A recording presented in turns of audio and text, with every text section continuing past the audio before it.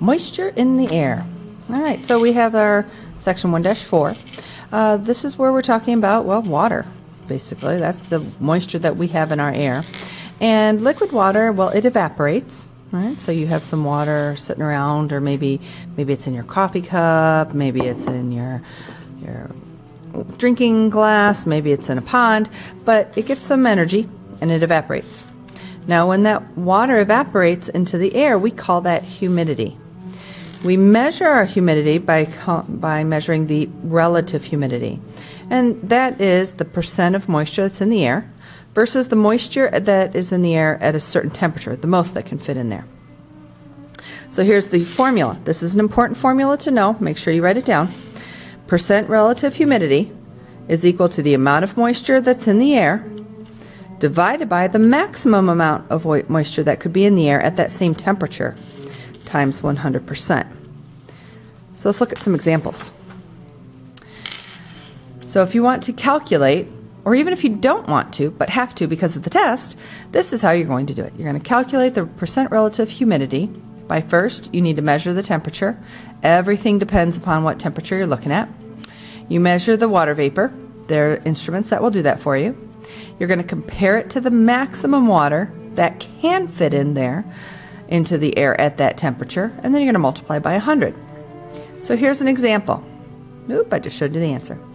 What is the relative humidity if the temperature is 50 degrees Fahrenheit with 2.46 grains? That's just a unit. Don't worry about it. It's just a unit of water with 2.46 grains of water vapor.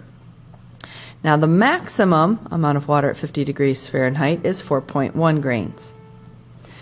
So the way we go about calculating that is our percent relative humidity is equal to the amount of water in the air at that temperature, 2.4 grains, divided by the maximum amount of water vapor in that air, which is 4.1 grains, times 100. So that equals 0.6 times 100, or 60% relative humidity.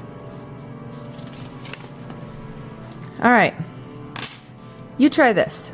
The air temperature is 80 degrees Fahrenheit. The water vapor is 9.2 grains. The maximum water vapor is 10.9 grains. What's the percent relative humidity? Pause the video and try that for yourself. So what is that? Well, percent relative humidity is the part, which is 9.2, divided by the maximum, which is 10.9, times 100%. And in this case, that means it's 84.4% relative humidity. And what does that mean? That means that there's a lot of water in the air. It would be a very humid day. So how do you actually measure this day to day? I just gave you some numbers and I had you calculate it. But how do you measure it? You measure it with a believe it or not, a syncrometer. There we go, syncrometer. Hard to say. Anyways, but fun to use. And a syncrometer is made with a wet thermometer, or a thermometer with a wet rag over the end, a dry thermometer, and you swing them around, and then you read the difference in the temperature. And then you're going to use you find the difference of the temperatures, and you use a table, like on your page, or what page is that? Like in your figure 1-22 in your book, and you find your percent relative humidity.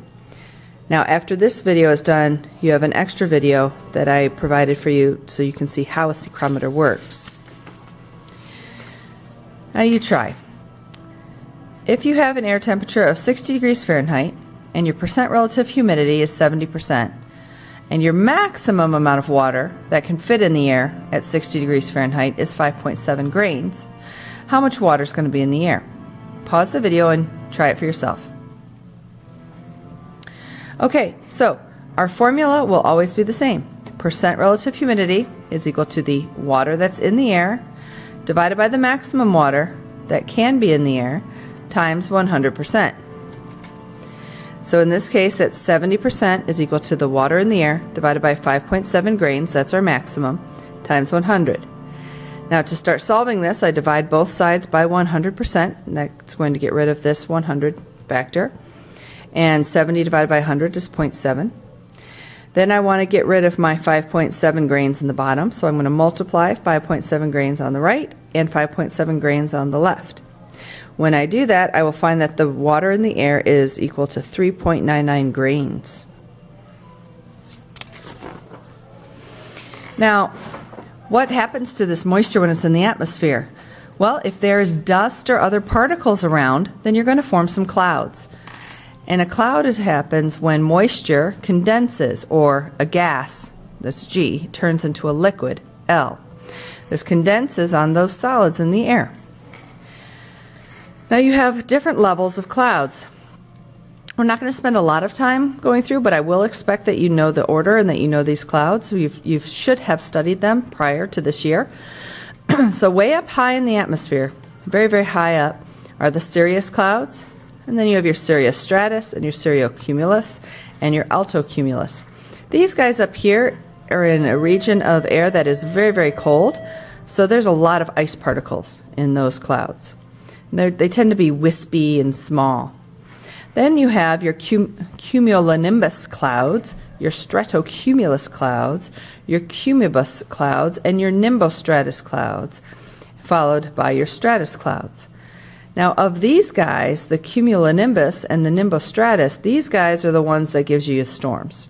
They're where you get your thunderstorms from as things are going through. And way down on the bottom is fog. Fog is a cloud. It just happens to be a cloud that's sitting on the ground. And so that is why it is included in our chart of different clouds. Now, precipitation, that's anything that falls.